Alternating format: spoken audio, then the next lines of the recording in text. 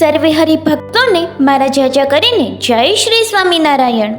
અગાઉના વિડીયોમાં આપણે સર્વે શિક્ષાપત્રી ભાષ્યમાંથી શિક્ષાપત્રી શ્લોક નંબર 38 અને 39નું શ્રવણ કર્યું હતું, જેમાં આપણે સર્વે સાંભળ્યું હતું કે વસ્ત્ર કેવા પહેરવા, કેવા વસ્ત્ર પહેરવાથી દરિદ્ર થવાય છે, કેવા વસ્ત્ર પહેરવાથી નગ્ન ગણાય છે, પોતાની પદવીને યોગ્ય પહેરવેશ પહેરવો જોઈએ, મર્યાદા વગરના પહેરવેશના પરિણામો, ધર્મ લોપીને ભક્તિ કરે તે ભક્ત ગણાતો નથી, મંદિરમાં કયા કયા અપરાધોથી બચવું, નિંદાથી ડરીને પ્રભુ ભક્તિ છોડવી નહીં. હવે આજના વિડીયોમાં આપણે સર્વે શિક્ષાપત્રી ભાષ્યમાંથી શ્લોક નંબર 40નું શ્રવણ કરીશું. શ્લોક નંબર 40. ઉત્સવાહેષુ નિત્યમ ચ કૃષ્ણ મંદિર માગતેહિ પુસ્મિહ સ્પૃશ્યાન વનિતાસ્તત્ર તામિશ્ચ પુરુષાહ. અને ઉત્સવના દિવસને વિશે તથા નિત્ય પ્રત્યે શ્રી કૃષ્ણના મંદિરમાં આવ્યા એવા જે સત્સંગી પુરુષ, તેમણે તે મંદિરને વિશે સ્ત્રીઓનો સ્પર્શ ન કરવો તથા સ્ત્રીઓએ તેમણે પુરુષનો સ્પર્શ ન કરવો અને મંદિરમાંથી નિસર્યા પછી પોતપોતાની રીતે વર્તવું. સ્વામિનારાયણ ભગવાન કહે છે કે ઉત્સવના દિવસોમાં કે દરરોજ ભગવાનના મંદિરમાં જઈએ ત્યારે સ્ત્રીઓએ પુરુષોનો સ્પર્શ ન કરવો, પુરુષોએ સ્ત્રીઓનો સ્પર્શ ન કરવો. જેમ બને તેમ સાવધાન થઈને મંદિરની આ મર્યાદા અવશ્ય પાળવી. આ મર્યાદાનું જે ઉલ્લંઘન કરે છે એ પરમાત્માનો કાયમી અપરાધી થાય છે. અન્ય ક્ષેત્રે કૃતમ પાપમ તીર્થ ક્ષેત્રે વિનશ્યતિ, તીર્થ ક્ષેત્રે કૃતમ પાપમ વજ્રલેપો ભવિષ્યતિ.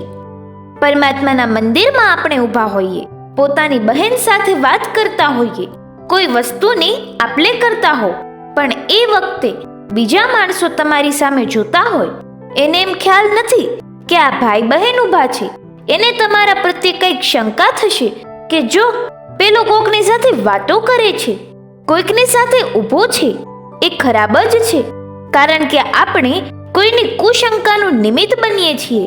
તમારામાં કોઈ દુર્ગુણ નથી, તમારામાં કોઈ મિથ્યા ભાવ નથી, તમે તમારી સગી બહેન સાથે ઊભા છો, પરંતુ બીજા કેટલાય માણસોના ચર્મચક્ષુ તમારા તરફ મંડરાયેલા રહેશે. એના માટે એ પાપ થશે. તમારા પ્રત્યે કુશંકા જન્મી એને મોટું પાપ થયું. એ પાપમાં નિમિત્ત કોણ બન્યા? મંદિરમાં આવીને કોઈના એ પાપમાં આપણે શા માટે નિમિત્ત બનવું જોઈએ? હંમેશા પુણ્યમાં નિમિત્ત બનવું, પાપમાં નહીં. એટલે પ્રભુ કહે છે કે મંદિરમાં સ્ત્રી પુરુષોએ એકબીજાનો સ્પર્શ કરવો નહીં. શક્ય હોય ત્યાં સુધી મંદિરમાં બિનજરૂરી વાત પણ ન કરવી. અમદાવાદ જેવા મોટા શહેરમાં અલગ અલગ વિસ્તારો, જુદી જુદી સોસાયટીઓમાં તમારા સગા સંબંધીઓ ચારેય બાજુ પથરાયેલા હોય, એ બધાને સુખેથી મળવા માટેનું સ્થળ મંદિર બની જાય છે. શણગાર આરતી કે સંધ્યા આરતી પછી બહાર રાહ જુએ અને પછી વાતો શરૂ કરી દે. કેમ છો? સારું થયું, તમારે ઘેર આવવું હતું પણ અહીં પતી ગયું. અને એ રીતે કોઈ ભાઈ કે બહેન કે કાકી કે પછી મામી વાતો કરવા ઊભા રહે, તે કથાનો સમય જતો રહે તોય ખબર ન પડે. જરૂર પૂરતી વાત કરી લેવી, બાકી સ્પર્શ તો નહીં જ કરવો. સ્વામિનારાયણ ભગવાને શિક્ષાપત્રીમાં જે જે આજ્ઞાઓ લખી છે એ નિષ્કુળાનંદ સ્વામીની ભાષામાં કહીએ તો નાની મોટી તમામ આજ્ઞાઓ વસાવીશની, એટલે કે 16 વલા સોના જેવી છે.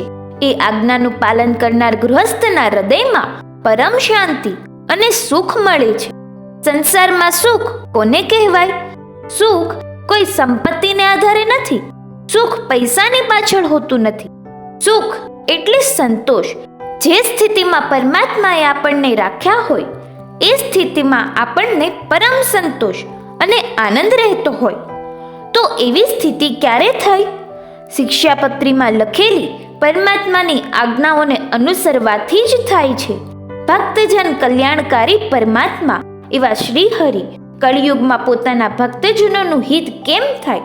ભક્તજનો કળીકાળમાં પણ સત્યયુગના જેવા ધર્મ નિયમ પાળીને પોતાની ભક્તિ કરીને કેવી રીતે અક્ષરધામમાં આવે એના ઉપાય તરીકે શિક્ષાપત્રીમાં જાત જાતની ભલામણો લખી છે. અહીં આજનો વિડીયો પૂર્ણ થયો. જો વિડીયો પસંદ આવ્યો હોય તો વિડીયોને લાઇક કરજો, શેર કરજો, આ ચેનલને સબસ્ક્રાઇબ કરજો અને કોમેન્ટમાં જય શ્રી સ્વામિનારાયણ જરૂરથી લખજો.